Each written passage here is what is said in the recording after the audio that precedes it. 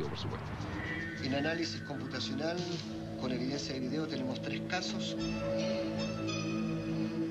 Pero en ese momento, el objeto este viró en 90 grados.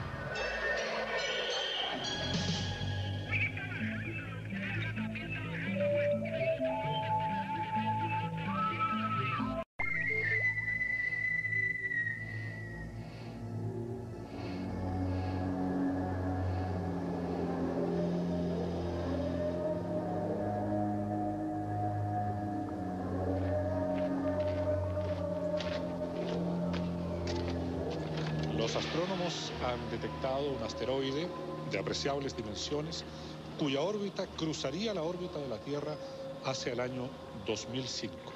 Si ambos cuerpos se encuentran, se produciría una catástrofe de proporciones. ¿Estamos en peligro entonces? ¿O existen planes de contingencia, de defensa frente a estos peligros que vienen del espacio, ya sea de este tipo, de orden natural, o de otro tipo?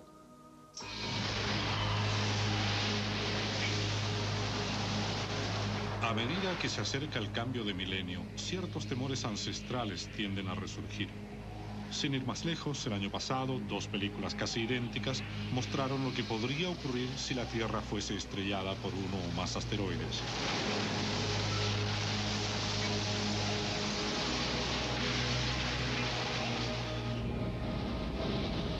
La imagen de los extraterrestres también ha vuelto a ser amenazante en los últimos estrenos cinematográficos.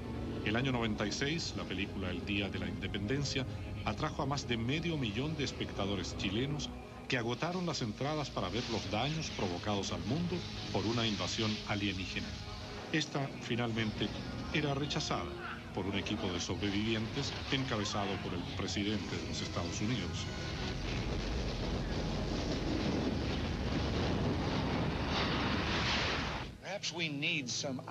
Numerosos ufólogos aún se preguntan qué habrá querido decir Ronald Reagan cuando, siendo presidente de los Estados Unidos, comentó en una asamblea de las Naciones Unidas que los países del mundo estarían mucho más unidos si tuvieran la certeza de una amenaza de origen extraterrestre.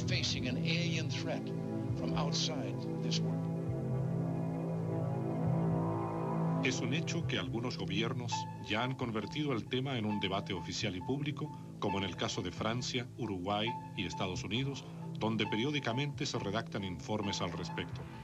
En nuestro país hay reportes escritos sobre fenómenos extraños en el cielo, al menos desde el siglo pasado. ¿Qué sucede con ellos?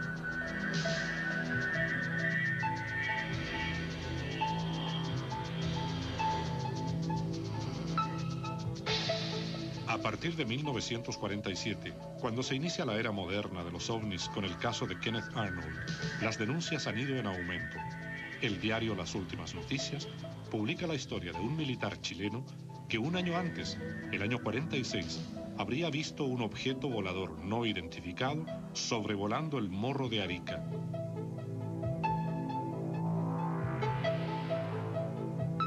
¿Eran amenazantes todos estos reportes? ¿Qué podían hacer las autoridades del país al respecto? En 1977 el gobierno sentó las bases para el organismo conocido como CFA, Comité de Estudios de Fenómenos Aéreos Anómalos. En el año 1998, un congreso de ufólogos en La Serena envió una carta al presidente Frei pidiéndole iniciativas respecto a los ovnis, carta que él respondió oportunamente. El Ministerio de Defensa le contestó al grupo de ufólogos que existía un comité oficial que depende de la Dirección General de Aeronáutica Civil, que está preocupado de estudiar y analizar y clasificar el fenómeno aéreo anómalo como tal. Este comité se creó el año pasado, en octubre, respondiendo, ¿no es cierto?, a una necesidad que había, ¿no es cierto?, de que este fenómeno aéreo anómalo existe en Chile, así como existe en otras partes del mundo. También, digamos, en Arica, ¿no es cierto?, durante los años anteriores, el año pasado, ¿no es cierto?, hubo una alarma pública, ¿no es cierto?, en la ciudad de Arica, en el aeropuerto, a raíz, digamos, de algunas cosas que ahí se vieron.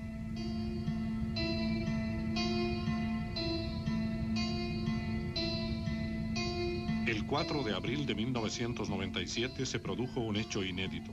Por primera vez en Chile, la Dirección de Aeronáutica, como organismo oficial, confirmó a través de un comunicado la veracidad de las versiones sobre el avistamiento de un ovni en los cielos de Arica. Una luz desconocida habría sido observada sobre el morro.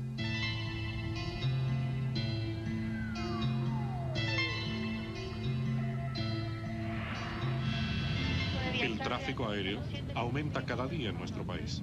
¿Están en peligro hoy día esas y otras actividades? No podemos creer eso. Sí, este comité es eminentemente científico, ¿no es cierto? Y nosotros hacemos un análisis de todos estos fenómenos muy exhaustivo y científico. Prueba está que entre los integrantes de este comité, ¿no es cierto?, tenemos a astrónomos, ¿no es cierto?, tenemos máster en física, especialista en masas atmosféricas, un psiquiatra. Nosotros podemos decir de que el fenómeno como fenómeno existe, ¿ya? De ahí a decir de que este fenómeno sea un platillo volador, sean seres extraterrestres, sean seres de otro mundo, digamos, que nos están invadiendo, digamos, hay una distancia muy grande. De los estudios realizados, estos 29 casos, un 28% han sido explicados como Venus o bólido, un fenómeno astronómico. Testigos no se identifica, hay un 11% de los casos. Testigos no confiables, un 8%, y reportes en estudio, un 28%, que son 8 casos. De estos casos en estudio, en análisis computacional, con evidencia de video, tenemos 3 casos, que son, nosotros lo hemos catalogado como el de Las Condes, el de Maipú y de Angol. Estos son los 3 videos correspondientes a los casos que siguen en estudio en el CFA.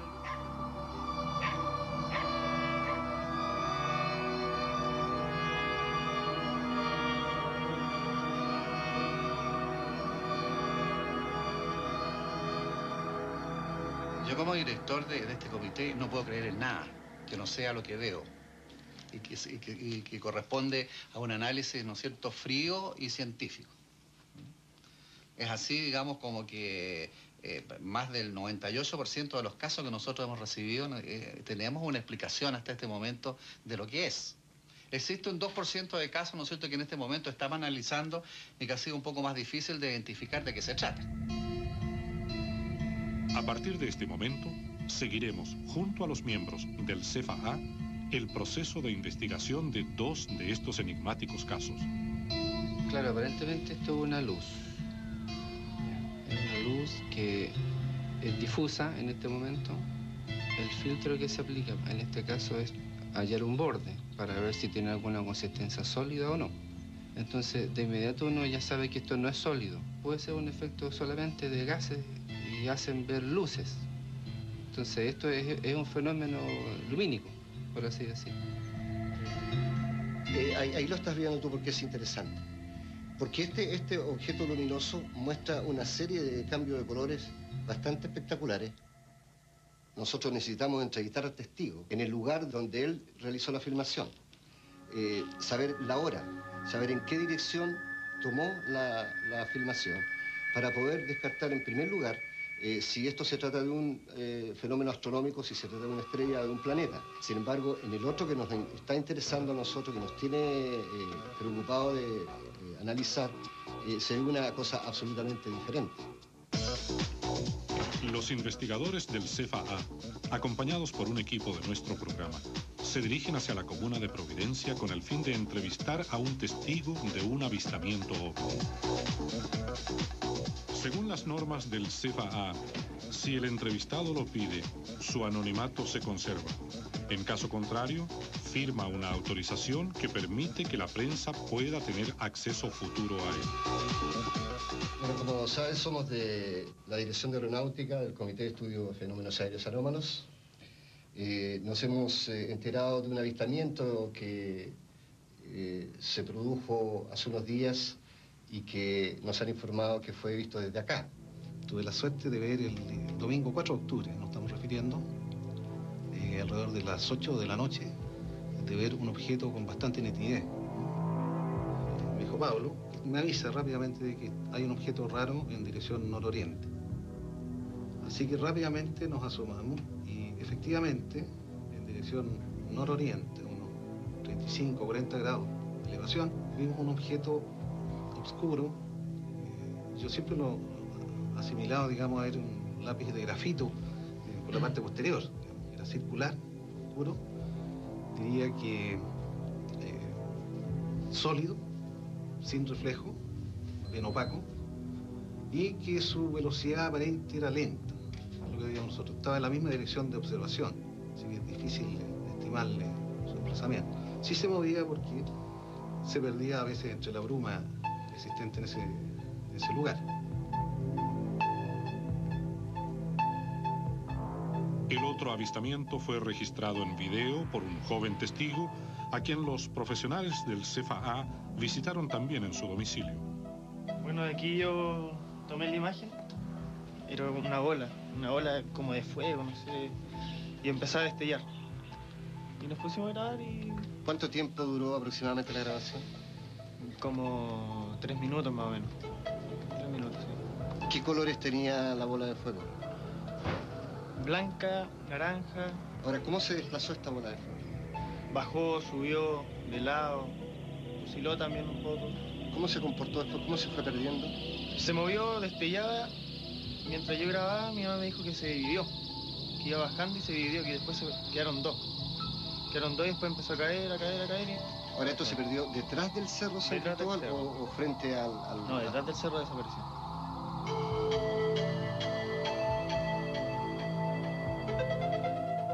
Después de la investigación, Gustavo Rodríguez está en condiciones de formular algunas teorías para explicar los fenómenos. El desplazamiento de este objeto luminoso, de acuerdo a lo que ellos declararon, y a cómo se comportó este objeto, ya nos están dando algunas luces de lo que podría ser. Nos da la impresión que puede estar relacionado esto con algún tipo de globo de papel o de algún artefacto parecido iluminado por dentro, porque el desplazamiento es como si estuviera a merced del viento. Con esta sorpresa se encontraron los hélices en la madrugada. Estuvo más de 10 minutos sobre este vecindario de Renca, moviéndose lentamente. Es un globo directamente y desprende estos objetos porque lo que estamos contemplando no es ni más ni menos que material que se está quemando al interior del cuerpo y que cae desprendido efectivamente sobre los sectores donde estos se lanzan. Se hacen de papel de volantines, digamos, de colores, y se le colocan unos pedazos de velita y eso se hace ¿Lo hace elevarse? Lo hace elevarse. Luego de haber entrevistado a los testigos y haber visto la evidencia, los integrantes del CFA admiten que el avistamiento que tuvo lugar en Las Condes a la luz del día requiere de más estudio y sigue siendo un enigma. Para ello, ya ahí no podemos hablar ni de globos ni ningún tipo de cosa. Aparentemente en esa filmación hay un objeto sólido que tiene un comportamiento un poco usual.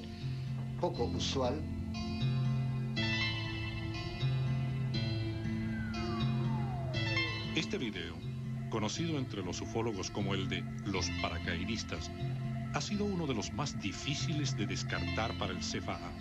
Se encuentra dentro del 2% de casos no resueltos. Los objetos se movían lentamente sobre la comuna de Maipú, en el sector de Pajaritos, alguno de ellos en dirección contraria al viento. Poco después, otro testigo que transitaba por la autopista del Sol, en la misma comuna, los divisó perdiéndose entre las nubes hacia el noroeste de Santiago a una altura de 3 o 4 mil metros, según datos entregados al CFA. Bueno, en ese caso sometimos algunos análisis, también nos dejó bastante complicado, no hemos podido llegar a una solución. Esta afirmación es bastante anómala para nosotros, es un grupo de objetos oscuros que se aproximan desde el sur y luego los pierde cuando se van trasladando hacia el noreste. Durante nuestra investigación encontramos este video, captado en Las Vegas, Estados Unidos, en 1991, que muestra una figura similar a las que aparecen en el video de Maipú. En ninguno de los dos casos se ha encontrado una explicación satisfactoria.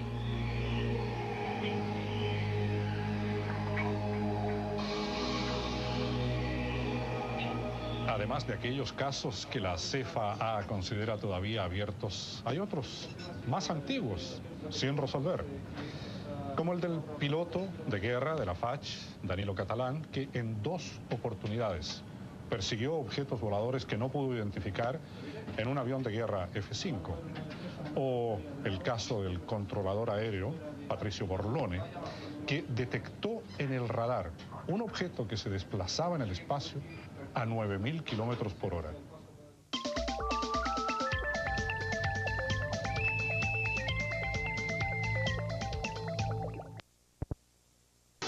Los ovnis existen.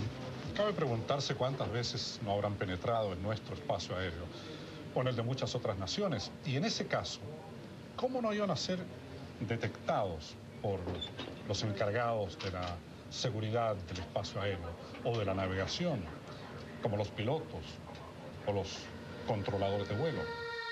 El hecho de que hay un interés en establecer la veracidad de ciertas denuncias sobre existencia de ovni me parece bien. Ahora, yo no he encontrado a uno solo oficial de la Fuerza Aérea de Chile, uno solo que me haya dicho que en su vida, en muchos años de pilotaje, haya visto un ovni. A pesar de las dudas de SOR, los testimonios existen. Danilo Catalán es un oficial retirado de la FACH que, siendo piloto de guerra, vivió en carne propia una experiencia que rompe todo esquema de vigilancia del espacio aéreo en tiempos de paz: la persecución de un ovni. Este fenómeno ocurrió en Antofagasta cuando yo era piloto de F-5. ¿Usted era oficial de la Fuerza Aérea? Oficial de la Fuerza Aérea, sí. Era piloto de F-5, instructor. Y salimos en una misión de combate para instrucción de intercepción aérea.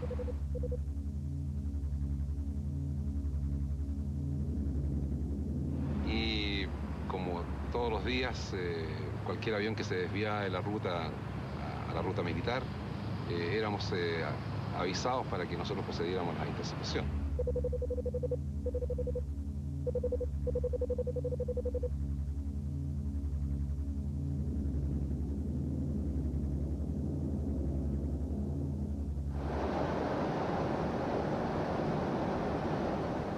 Nos mandaron hacia el sur de Antofagasta a interceptar este blanco. Desde ahí nos dirigimos nosotros a una altura de 37.000 pies, más o menos, y después bajamos a 33.000 pies, acelerando porque el blanco iba hacia el sur, hacia dirección hacia tal, y aceleramos sobre la velocidad del sonido para poder alcanzarlo. ¿En kilómetros por hora a qué velocidad iba usted, más o menos? Unos 1.100 kilómetros por hora. Bueno, posteriormente nosotros nos acercamos, visualizamos el avión, el objeto en pantalla. La traza en pantalla era un poco mayor que la normal de un avión cualquiera comercial.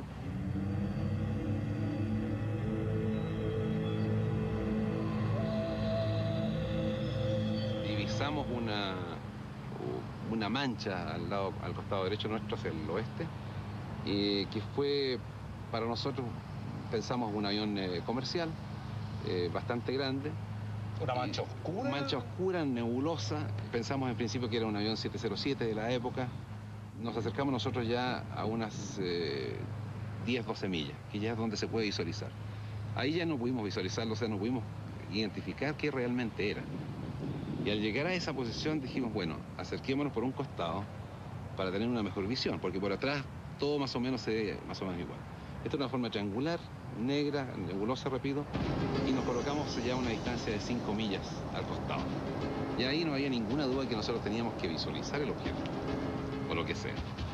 Y la verdad que no éramos capaces todavía de visualizar, sino que se veía exactamente lo mismo. Como mancha. Una mancha nebulosa, el mismo tipo, sin ningún, más que una traslación.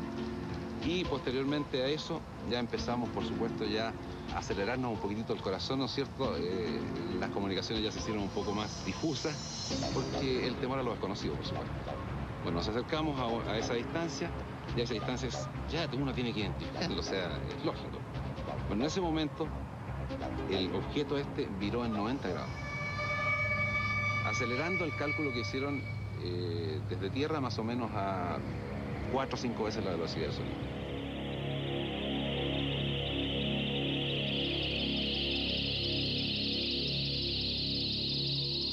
desgraciadamente usted no tiene nociones de forma, de color, de detalles, nada, solamente... De forma sí, ¿Sí? Absoluta, porque Un era triángulo. un triángulo. Una pirámide, digamos. Una pirámide, sí, con una especie de dos colas así, nebulosa. Es lo único que se distinguía.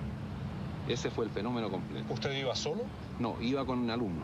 Y tuvo él la misma percepción. Exactamente suya. la misma percepción, y después nos reunimos nosotros en tierra, juntamos a la gente del radar, que eran instructores oficiales también, nos juntamos nosotros, analizamos el sistema por bastante tiempo, estudiamos los aviones que podían acercarse a una velocidad más o menos 3 veces la velocidad del sonido, que es el RC-71 de esa época, pero el radio de viraje no da. A esa velocidad, el radio de viraje de un avión a esa velocidad son 20 millas. Y El fenómeno fue en 90 grados.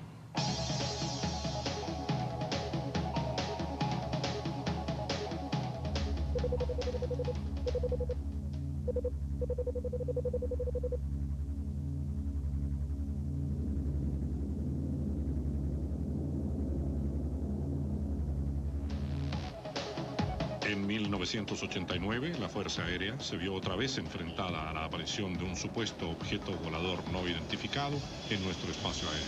Y nuevamente, Danilo Catalán estuvo a bordo de un avión de combate para perseguirlo. Estábamos nosotros en situación de alerta constante que permanecemos nosotros, y es de Iquique a nosotros nos ordenan despegar porque hay un objeto a la altura de Arica. Lo notificó que estaba a la vista y permanecía estático más o menos unas 30, 40 millas hacia el oeste del aeropuerto de Chacayuta.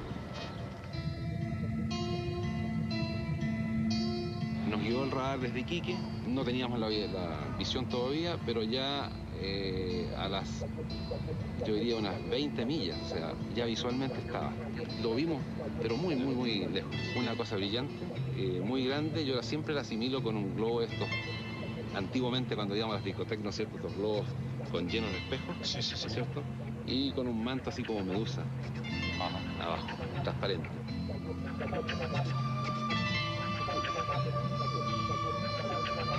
Y ahí partimos hasta montando desde el nivel del mar hasta unos 53.000 pies. Ya a esa altura los aviones, en el caso nuestro, los motores ya no van más y se para el motor, y llegamos a esa altura, se paraban los motores, bajábamos, teníamos que encender los motores y partir nuevamente. Porque este objeto estaba más alto. Mucho más alto. Ahora, ¿cuál es el fenómeno, digamos, que nos llamó mucho la atención? Fue un fenómeno de partida estático, muy identificado, en el cual nosotros subimos de nivel del mar a 53.000 pies y el objeto estaba igual. Es como ir montando hacia la luna, como ir montando hacia el sol, o sea que uno monta y no llega. Todos ustedes volvieron porque tenían Sí. ya que reabastecerse de Exacto. combustible. Exacto. Y el objeto seguía ahí. Ahí. Y yo fui 2 veces. Le iba a preguntar eso. Exacto. Remontó vuelo nuevamente y todavía estaba Y allí. todavía estaba ahí. No lo vio marcharse. No. Ahí estaba. No remontó por tercera vez. Tampoco. No. Ya. Tampoco. De manera que el objeto quedó ahí. El objeto quedó ahí como un fenómeno más, un hecho más destacable e indesmentible. O sea, ya no estaba viendo solamente yo, sino que lo estaba viendo toda la unidad.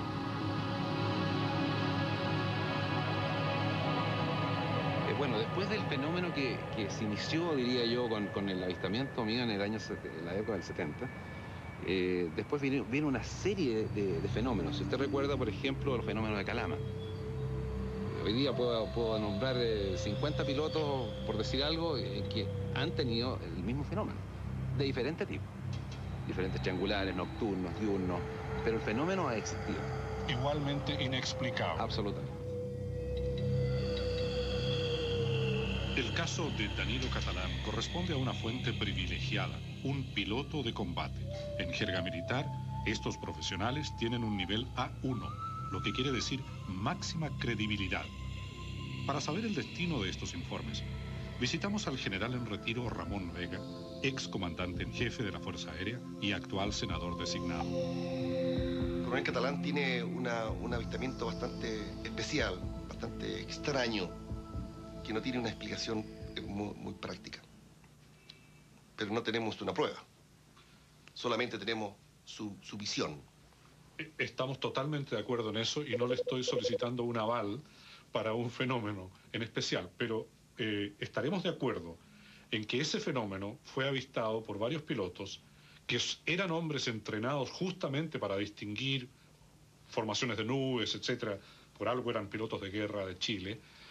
De manera que fue un fenómeno bastante difícil de explicar, así nada es, más. Exactamente. ¿No? Y así quedó registrado. Y ciertamente el testimonio de ellos era creíble en cuanto a que vieron lo que dicen que vieron.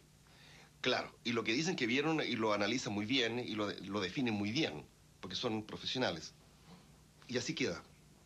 Y así quedan todos estos casos.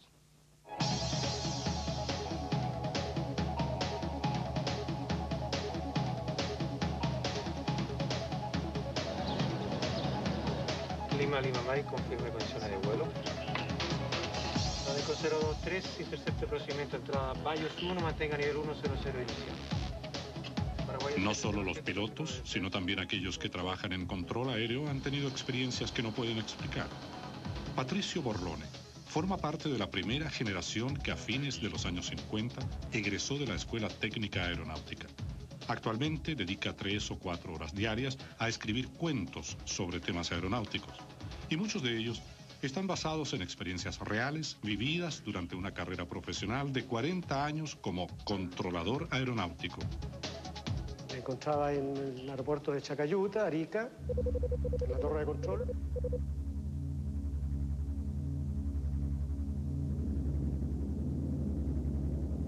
Y sucede que tipo 11 de la noche iba un vuelo de Iquique hacia Arica.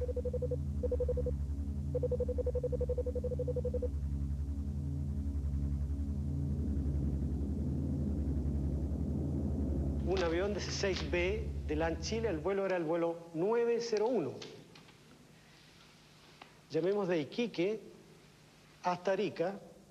Para ese avión eran más o menos 30 minutos, porque volaba 240 nudos.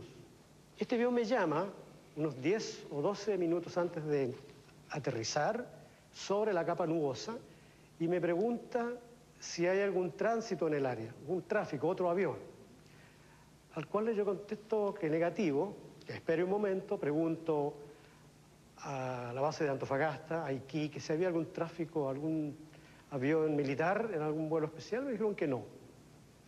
Entonces le contesto al piloto, le digo que negativo, que no hay tráfico en la zona. Entonces él me dice, mire, tengo un tráfico a mi derecha, a unos 2 o 3 kilómetros a mi derecha, una luz que me ha seguido desde el despegue de Iquique.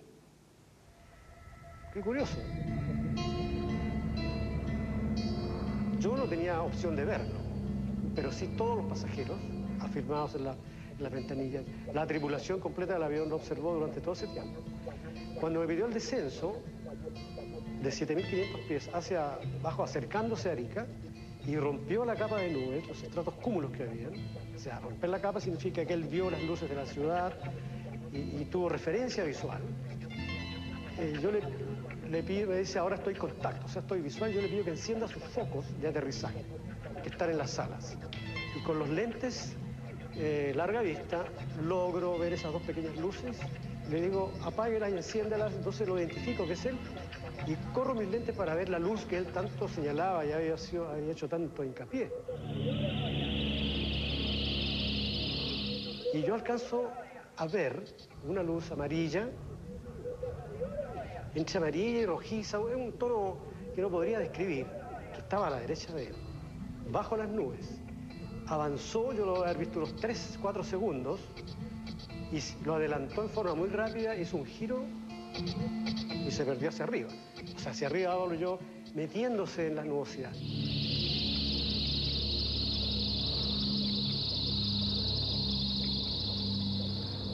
Especialmente para mí no tenían, o sea, era de importancia inmensa porque fui testigo de algo que nunca había sido. Y luego de un tiempo, una semana o algo así, vinieron algunos oficiales de la Fuerza Aérea y ese documento se lo llevaron. Viewpoint 1, altimeter.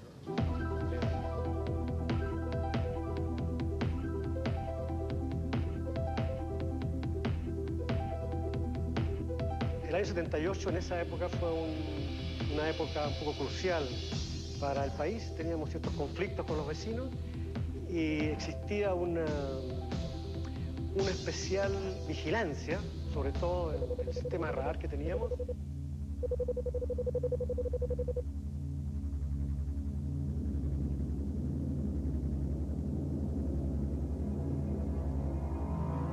observamos en la pantalla algo extraordinario. Supongamos que esta es la pantalla de radar. La velocidad eran 15 revoluciones por minuto, ¿ya? Lo que da cada 4 segundos un giro para pegar al objeto que está acá. Y después esto apareció por acá. Y después al tercer barrido apareció por acá. Entonces, calculando, pudimos apreciar que esta distancia eran 6 millas náuticas. Si lo trasladamos a kilómetros, 5.400 nudos trasladados a kilómetros, multiplicado por 1.8, dan alrededor de 9.200 kilómetros por hora. Que yo sepa, hoy aún no conozco un objeto hecho por el hombre que pueda desplazarse a esa velocidad. Y no solamente lo vi yo. Hizo esto y salió acá. En ese instante calculé que eran el tamaño de unos 3 727. O sea, un 727 es una aeronave que aún vuela en algunos países, ¿no? 3 de esos juntos, el tamaño, claro. Esto ha sido lo más extraordinario que yo he visto. 0 meters, temperature 13. En 1976 inició sus vuelos regulares el avión supersónico Concorde, la nave de pasajeros más rápida del mundo. Durante una filmación a gran altura, un equipo de camarógrafos captó casualmente este ovni, del tipo Foo Fighter, nombre que los ufólogos dan a pequeñas bolas luminosas que, según los investigadores, podrían cumplir tareas de vigilancia. El comportamiento del objeto descarta cualquier fenómeno natural. Tenemos que tener muy en consideración de que estamos en el comienzo del comienzo. Tenemos un desarrollo cultural y civilizado, entre comillas, digamos, de 5.000 años. No tenemos una definición clara del espacio, todavía. No tenemos una definición científica ni jurídica del espacio, todavía.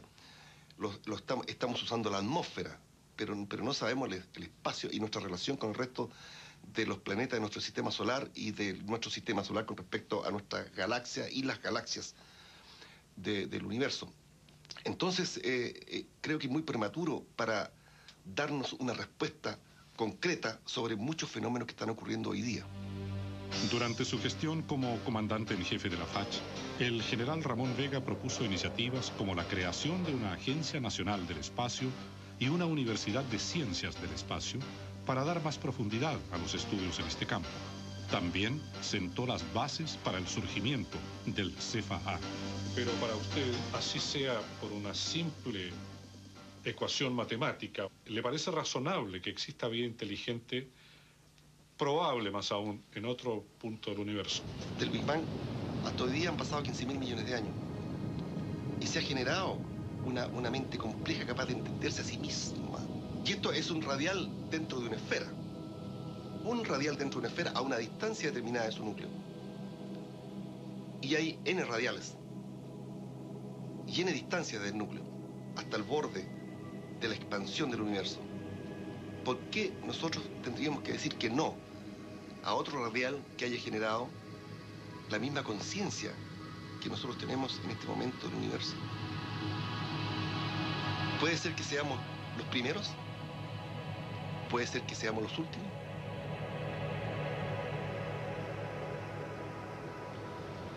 Si los ovnis efectivamente han estado cruzando prácticamente a voluntad los espacios aéreos del planeta, uno se pregunta si las grandes potencias no habrán llegado a algún acuerdo, a algún plan para enfrentar una posible amenaza proveniente de los ovnis.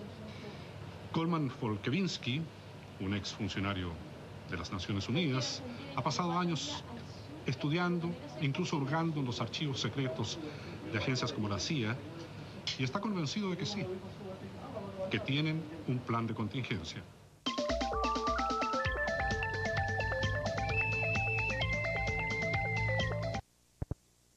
Oficial sobre que permanece reservada para proteger al mundo de algo. Aparentemente sí, y habría sucesos o detalles a los que no podemos acceder.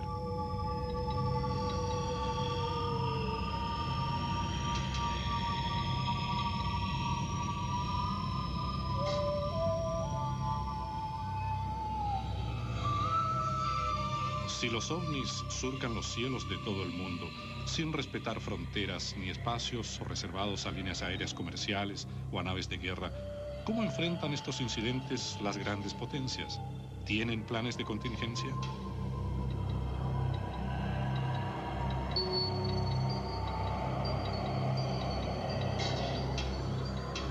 El 31 de marzo de 1991, cosmonautas de la Estación Espacial Rusa Mir captaron un objeto volador no identificado sobre la Tierra. El objeto parecía emitir una gran cantidad de luz y el incidente sigue hasta hoy sin explicación oficial. El 15 de septiembre del 91, otra misión espacial logró captar imágenes de una formación de ovnis situada justo detrás del transbordador que en ese momento tenía las compuertas abiertas. La filmación tiene como punto de referencia la nave y permite distinguir la ubicación de estos presuntos ovnis. El investigador alemán Michael Hessemann logró obtener y divulgar ese video.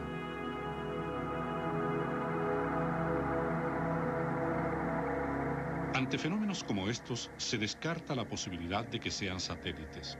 Tendría que haber otra explicación para estos objetos luminosos que parecen volar libremente sobre el planeta.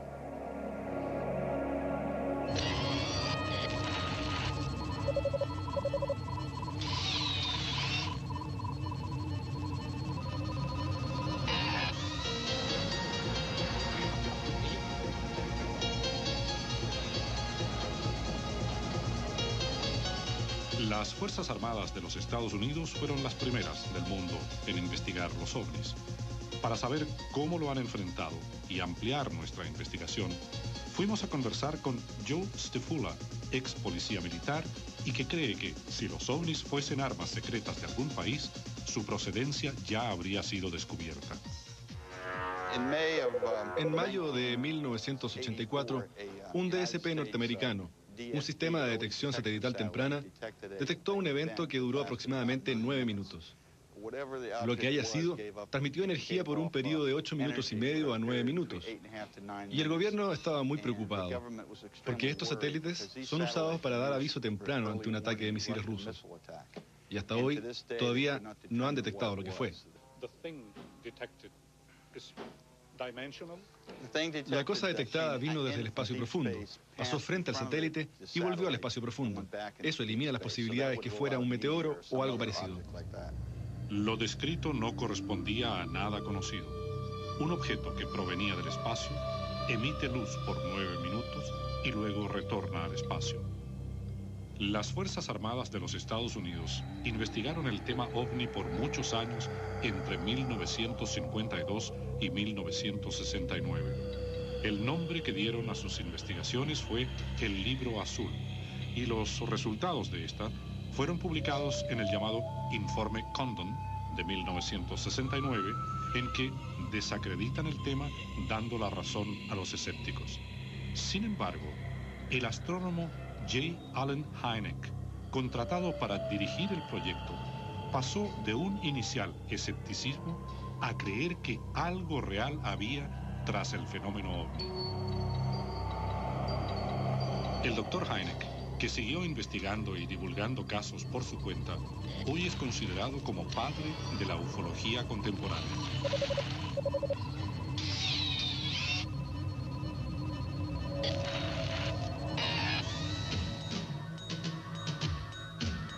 Aquí en Nueva York encontramos un gran personaje relacionado con nuestro tema. Es un ex oficial del ejército húngaro antes de la Segunda Guerra Mundial. Él lleva 50 años investigando el fenómeno de los ovnis y ha llegado a algunas conclusiones o teorías sumamente interesantes. Una de ellas, por ejemplo, que estamos muy próximos a tener un encuentro con ellos. Poco antes de su fallecimiento en 1998, dio esta entrevista a nuestro programa. Según sus compañeros, su última aparición pública. Este es el documento de la CIA que muestra que todas las bases claves de las Fuerzas Aéreas de Estados Unidos por todo el mundo fueron avisadas de que tenían que abrir fuego sobre todos los ovnis si ellos no estaban dispuestos a aterrizar. Tenían la orden de pararlos. El primer encuentro entre extraterrestres, las fuerzas extraterrestres con los aliados, ocurrió en una batalla aérea sobre Los Ángeles en 1942. Esta es una foto genuina de Los Angeles Times, artículos genuinos extractados de ese tiempo. 1.400 descargas de munición fueron disparadas a esos objetos. 20, 2, 0, y ningún objeto fue derribado. En 1966, Coleman Folkevinsky preparó un informe para las Naciones Unidas y la OTAN que presentaba el fenómeno OVNI como un problema de seguridad internacional. Según él, cierta jerarquía científica no permite que se divulguen más antecedentes sobre el tema porque afectaría las creencias de muchas personas en muchos campos. ¿Cree usted que el proyecto Guerra de las Galaxias del presidente Reagan tenía algo que ver con los ovnis? Los presidentes Reagan y Gorbachev acordaron que cualquier tipo de acción invasiva que atentara contra la Tierra o contra la humanidad sería repelida por los Estados Unidos y la Unión Soviética, la entonces Unión Soviética, e incluyendo los otros aliados, repelerían una invasión como esa.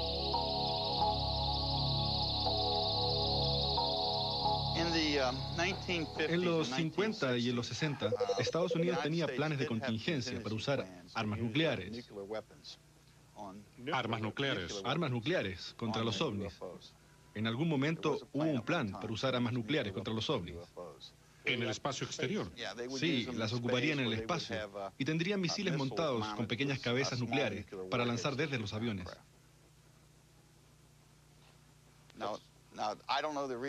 Yo no sé cuáles fueron las razones para hacer eso, o qué les inspiró a hacerlo, pero hay una investigación que fue publicada el año pasado por el Dr. Haynes para la Oficina Nacional de Reconocimiento, en que supuestamente cuenta la historia de la intervención de la CIA desde 1947 a los 90. Y en ella se menciona que la CIA tenía un equipo de aterrizaje preparado para responder a los ovnis que pudieran aterrizar en la Tierra. Todavía estoy haciendo investigaciones en esa área. Si tienen ese poder, deberían poder imponerse a los habitantes de la Tierra. Este pronóstico para el futuro, yo ciertamente creo que está relacionado en alguna forma con el hecho de que nosotros vamos a establecer comunicación oficial y comunicación pacífica con extraterrestres. Están viniendo aquí en paz. Aquí está el área clave en que la investigación voluntaria de los ovnis debe asistir al gobierno para ayudarles. Es decir, aquí está, para que ellos puedan encontrar una forma pacífica. A comienzos de 1999, los medios de difusión chilenos registraron la noticia de unas extrañas estructuras que estarían orbitando en torno a la Tierra. Esto provenía de fotos tomadas por el satélite norteamericano GOES 8. Y una de esas fotos mostraba un objeto volador no identificable, borroso por cierto, sobre el territorio del Brasil. La otra fotografía mostraba algo similar sobre territorio chileno.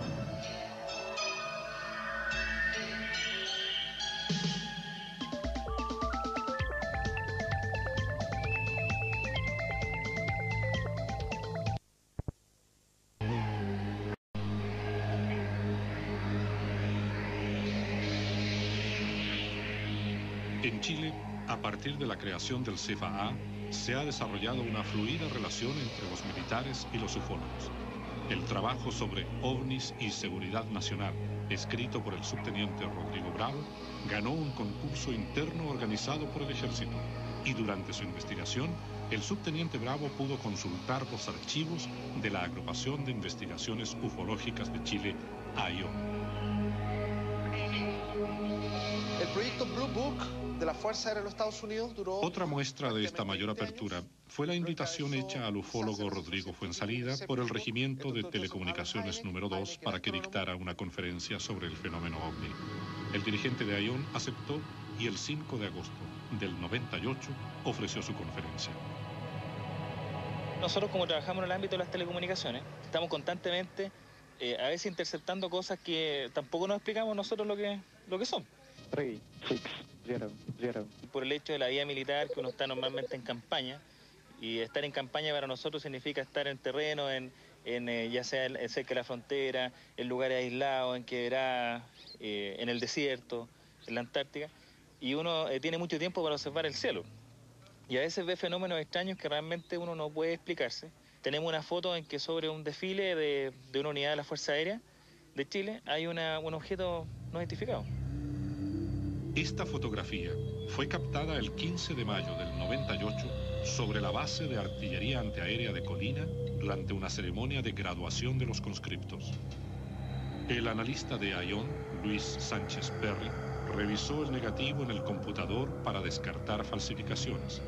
Estudió relación luz-sombra y concluyó que el objeto volador no identificado estaba allí a la hora en que se tomó la foto. El material fue entregado a los expertos del CFA y permanece sin explicación. Entonces, ese objeto, ¿por qué está siempre sobre unidades militares? ¿Por qué está cerca de nuestras aeronaves? Es una inquietud que realmente puede generar en algo positivo o en algo negativo. Y eso hay que hacer un estudio mucho más profundo. Por lo tanto, como es un fenómeno desconocido, creemos nosotros que podría afectar a la seguridad nacional.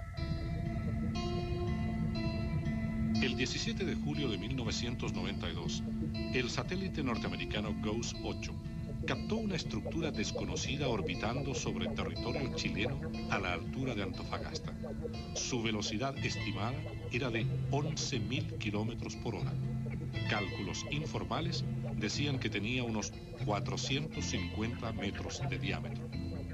El 4 de julio del 96, el mismo satélite detectó otro objeto extraño, esta vez sobre Brasil. También era veloz y de gran tamaño. Esta otra fotografía, que circula en Internet, muestra un objeto desconocido sobre los Estados Unidos y data del 3 de septiembre de 1993. Los testimonios impresionaron a los ufólogos y a los medios de comunicación, pero las autoridades guardaron silencio. No se sabe si la existencia de estructuras gigantes orbitando la Tierra o los crecientes avistamientos de ovnis en todo el mundo podrían presentar algún tipo de amenaza. Es difícil que lo plantee así como una amenaza para la seguridad aérea. Podría ser, ¿no es cierto? Pero en el caso que nosotros, digamos, tengamos alguna cosa que no nos podamos explicar, ¿no es cierto?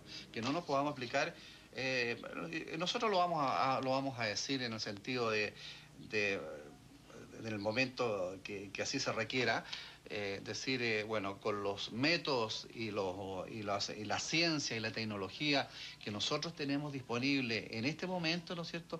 Este fenómeno que sucedió tal día, tal hora, ¿no es cierto? En tales circunstancias, no tenemos una explicación para ello. Cuando tú hablas de invadir el espacio aéreo, estás dando por sentado que se trata de una máquina, ¿no es cierto?, que vuela y que intencionalmente interfiere en el espacio aéreo. Nosotros no tenemos ningún antecedente que respalde esa afirmación. Amenazando, una palabra dura. No podría definirme si están amenazando, pero que hay ovnis que existen, que vienen y que seguramente han venido desde mucho tiempo, eso para mí es efectivo, porque yo tengo 3 pruebas. ¿Quién me explica lo que vi? Yo creo que no hay ninguna evidencia de vida extraterrestre que nosotros hayamos percibido en tierra y que sea demostrable como tal. Que si puede existir, por supuesto que puede existir, quién soy yo para negarlo, pero digamos no hay ninguna evidencia. Yo no me atrevería a hablar de planes de contingencia, porque eso suena como agresivo. No se me ocurre que alguien que venga de tanta distancia o la presencia de una inteligencia de ese nivel venga con esa agresividad. Mejor me parece que la presencia de alguien de esa naturaleza, como Cristo, por ejemplo, es muy mansa, es muy amigable, es muy contribuyente al esfuerzo que nosotros hacemos por desarrollarnos. Así que yo no hablaría de planes de contingencia, sino que más bien hablaría de que preparemos nuestras propias mentes para aceptar nuestro propio ser, nuestro propio yo, nuestra flexibilización interna de nuestros intereses, propia de nuestros intereses en beneficio del resto, que es la paz. Esa es la mejor contingencia que podemos tener para enfrentar otra razón tan superior a la nuestra. Hay muchos meteoritos que podrían atravesar la órbita de la Tierra en algún momento, tal como muestran algunas películas en que el planeta aparece amenazado. Y la información al respecto despierta expectación. El último en ser identificado fue el XF-11, que en el año 2028 podría pasar a 965.000 kilómetros de la Tierra. Una distancia tan grande que no significa peligro, pero miles de cuerpos potencialmente peligrosos viajan por el espacio. Se estima que la Tierra, durante toda su historia, ha recibido impactos más de 100 veces. El riesgo, pues, aunque lejano, está latente. ¿Estamos preparados para enfrentar una situación inesperada proveniente del espacio exterior? Y dejemos de lado un fenómeno natural ante el cual las opciones son claras. Pero si se tratara de visitantes, ¿cómo reaccionaríamos? De una manera instintivamente defensiva, que por lo tanto es agresiva, antes de saber con qué intenciones vienen esos visitantes.